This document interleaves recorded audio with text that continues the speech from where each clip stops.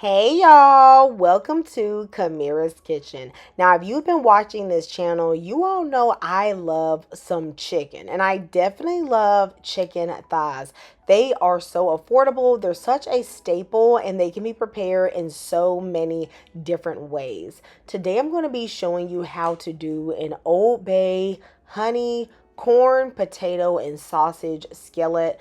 You guys are going to absolutely love this recipe. It's made with chicken thighs and lots of spices and seasonings, but y'all, it is so easy. So these are the ingredients I'm going to be using. Let's go ahead and get started. So I'm going to preheat the oven to 375 degrees. While that is preheating, I'm going to prep my potatoes. I am going to use two medium large russet potatoes. However, I often do this with about a pound to a pound and a half of baby potatoes, so you can use those as well. I am opting to peel my potatoes today. However, you do not have to. And I'm going to cut them into about 1-inch cubes. You want to cut them evenly, or at least as close to evenly as you can get it, so that they can all cook at the same rate in the oven.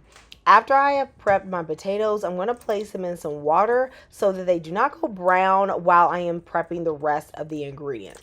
For this recipe, I love to use some fresh cone, y'all. Now, you could use frozen if you want to, but honestly, this time of year, fresh is so easy to get. I say, why not? I'm going to use 2 ears of corn. However, if you have a big cast iron skillet, you could use 3. My husband absolutely loves to devour the little corn pieces, so I like to throw that in there. I feel like this dish is giving seafood boil, no seafood. You know what I mean? So that's why I feel like I need to put the corn in there. I'm going to cut them into bits, and then I am going to add some red onion. Since this red onion is going to be roasting with the rest of the vegetables, I want to give it a nice medium size because it's going to be cooking for a hot minute, okay?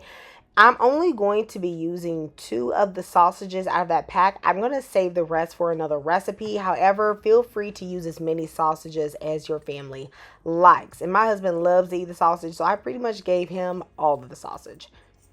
Don't you just hate it when your chicken comes with all of that skin and all of that fat left on it? I just feel like they don't butcher them well, and they trying to get that money up because they know that we want more meat. So I am going to just trim off a little bit of the fat and a little bit of the skin. You don't need to take it all off because a lot of that fat is going to render down. And then I'm going to clean my chicken and season it. So y'all, I got a bunch of seasonings right here, baby. But you can use what you want to use, okay? I have Old Bay, smoked paprika, lemon pepper, onion powder, garlic powder, all this good stuff. And I'm going to put it in the description box, okay? You can season your meat to taste. I am not using all this seasoning just on the chicken. Remember, we have potatoes and corn that we also need to season. So I'm going to save at least a third of this for those ingredients. In the comments, I want you to share with me your favorite chicken recipe. How do you love to, especially to use chicken thighs? I feel like this is such a staple for families, and I absolutely love how juicy chicken thighs are. So let me know some of your favorite chicken thigh recipes so that I can experiment with them and perhaps even try them on the channel. Now I'm going to lift under the skin, and I'm going to add a little bit of salt and some of that seasoning under the skin directly to the meat. Okay, we got to make sure our meat tastes delicioso. So that's what I'm going to do, okay? Then I'm going to set this chicken to the side, and you're going to see that I do have some of the seasoning left, as I said. I'm going to save that for later. You might think that this chicken was really salty, but most of the seasonings I used did not have salt. So that is why I did add a little salt directly to the chicken. In my cast iron skillet, I'm going to cut the heat on medium, spray a little bit of olive oil, and then add my sausages to brown. Now, y'all, don't feel like you can only do one thing in your pan at a time. Push your sausages to one side, let them brown on one half of the skillet. And then on the other part of the skillet, I'm going to start browning my onions. So I'm going to have both things going on at one time. Oftentimes, especially if you're using an electric stove, there will be a part of your pan that's a little bit cooler. So generally, I'll start to saute a little bit more on the cooler side of the pan, and then I'll start to brown on the side of the pan I feel like is a bit hotter. Now, on a gas stove, you won't really have those problems, but those that have electric, Y'all know. Okay, y'all know. All right, y'all got the hot spots in the pan. So I'm going to let the sausage just cook at the side for about 5 minutes or so until it's brown. And about that time, my onions will have had a little bit of color as well. And then I will take both of these out of the pan. Now my chicken is ready to be browned. My goal here is to just render a little bit of fat from that chicken skin, toast those spices just a little bit, and start to develop fond on the bottom of the pan and flavor. Okay, y'all know we got to do it for the flavor. So I'm going to let it cook skin side down for about 4 to 5 minutes undisturbed on a medium to a medium low heat. Do not have the heat up too high or else those spices are just going to burn off. Then I'm going to flip it over, and I'm also going to cook the chicken for about 4 to 5 more minutes. Now at this point, your chicken is not ready. Baby, if you eat this, you're getting salmonella. Okay, this is just to develop color. Then I'm going to take my chicken out, and I'm going to place it to a pan at the side.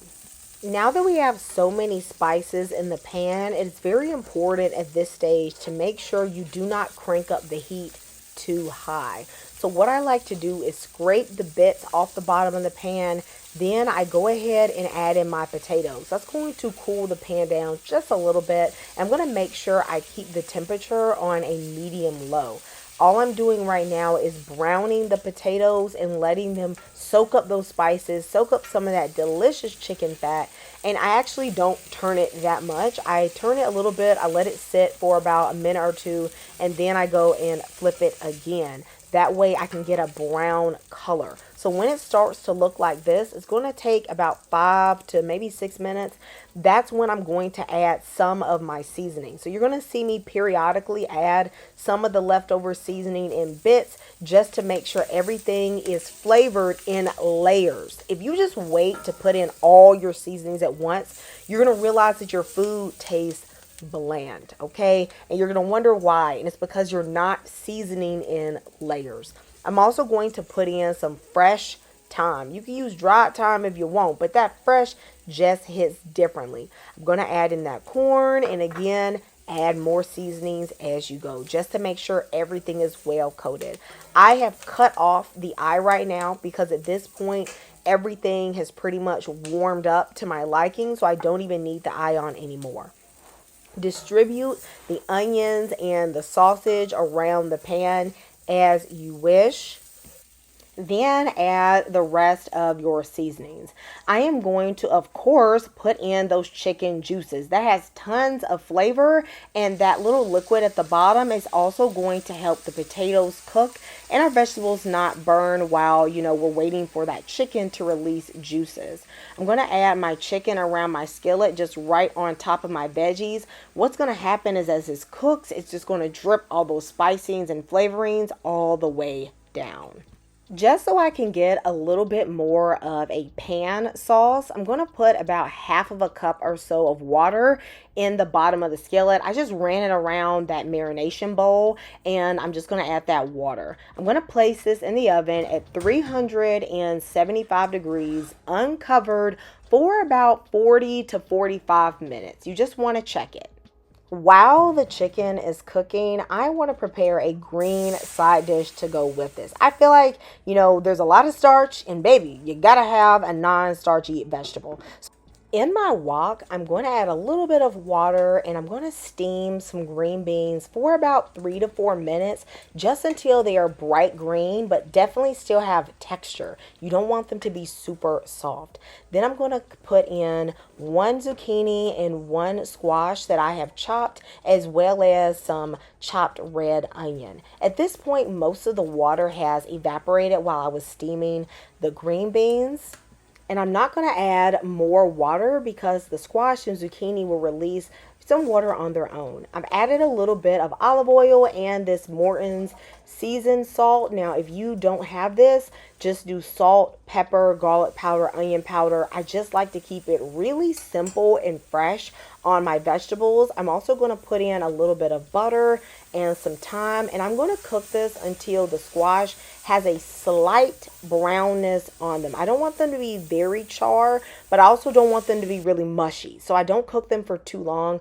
probably about 5 more minutes. I'm going to keep this light because the seasonings in my chicken is more heavy. So that's the way I like to balance a meal. After 45 minutes, this is what my chicken is looking like. Now, I did not baste the chicken, though you could baste the chicken if you want while it's cooking. I just kind of let mine cook straight. And then at this point, you see there's a lot of juices. I'm going to baste with those juices.